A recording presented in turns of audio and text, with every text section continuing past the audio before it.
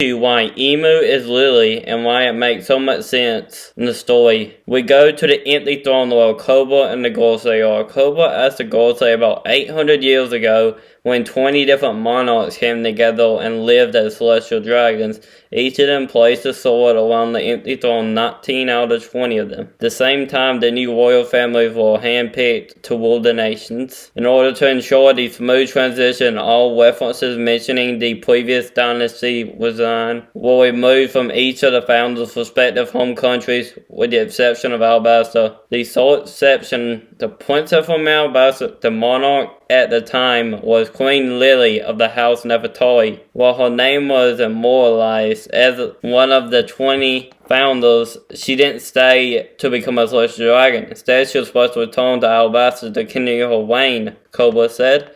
One of the Gorosei said that this is true, but asked what his point was. Cobra said he scoured all of his kingdom's ancient texts. All known texts after the ancient kingdom have one thing in common: her name hasn't been mentioned at all. In other words, Lili never returned home, and her brother was in charge of Alabasta after that. Cobra then asked the Gorosei, what is the meaning of D? My guy is an idiot! He just keeps asking all the wrong questions and gonna die because of it. Cobra continues a short letter penned by the queen from one generation to the next. So what happened to Lili and who is she? That's what the will of D was. It was penned by Lili herself, whoever that is. Well, could Lili be Joy Boy? Obviously not, because he is Joy Boy, not Joy Girl. Oops, guess I shut it out. The answer to the question is Lili is IMU. That brings the question. So does Cobra know how to read the poneglyphs as well? Cobra did not know what the Will of D meant even after scouring all the ancient texts. I believe that IMU is based on Princess Kaguya. Shout out to 333VIL. If you don't know the history of Kaguya, let me tell you, the one from the Princess Kaguya movie. Princess Kaguya was originally from the moon. We know the moon is relevant because the Enu's adventure on the moon,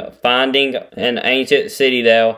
Princess Kaguya was living with people on Earth and was protected by an old man and an old lady, raising her as their daughter. When she got to a certain age, she became a princess against her will by her parents' selfish desires, more particularly her father, but that doesn't really matter right now. She was wanting to go back to her friends but couldn't. This eventually led to her accidentally calling out to her moon people, called Celestials, because she was in danger. Immediately after, she became even more guarded and wasn't allowed to see anyone or go anywhere. Isolated like IMU, but doesn't end now. Let me keep this in mind. She wanted to stay home to see her friends. She didn't want to go back up to the moon. She loved her parents as well, but she just wanted to see her friends, that's it. She didn't want to go back to the moon. At the very end of the movie, no one could guard her from the people of the moon. They were using spears and all kinds of weapons to use against a cloud coming from the sky, playing music on a cloud. Which music, you ask? Drums. Every time they hit the clouds, the weapons turn into flowers. Remember IMU herself.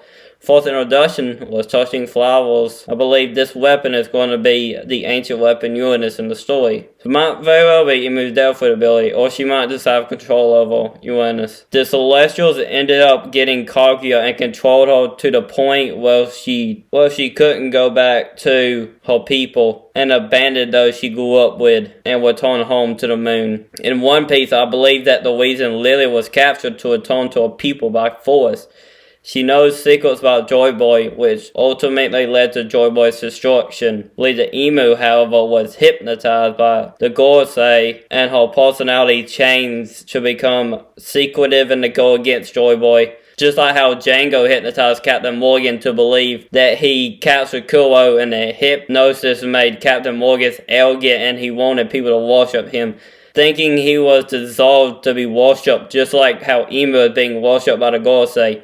I believe that the reason they wanted IMU in power was because IMU had the strongest haki and even conquers haki. As she got hypnotized, I believe she decided to rule by force, but behind the shadows, of course. During Vivi's first introduction, on her shirt, she wore swirly clothes that looked like it could hypnotize you, and her weapon, Peacock Slasher, almost hypnotized Zoro, and would have passed out if it wasn't for Karu distracting Vivi by running the wrong direction. Vivi is a direct descendant of Nefertari Lili. So does it seem like a coincidence? I don't think so. Anyways, guys, this has been Blanks, and I'll see y'all next time.